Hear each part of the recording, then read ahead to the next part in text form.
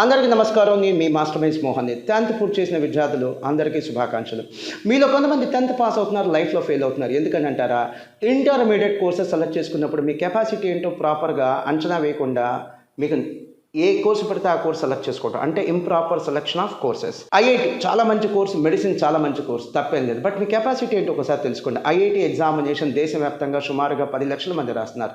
ఇందులో సీట్ వచ్చేది ఎంతమందికి? 12 నుంచి 13,000 మందికి. అంటే ప్రతి 100 మందిలో ఒకరికి మాత్రమే ఛాన్స్ ఉంది. నీట్ ఎగ్జామినేషన్ దేశవ్యాప్తంగా సుమారుగా 20 లక్షల మంది రాస్తున్నారు.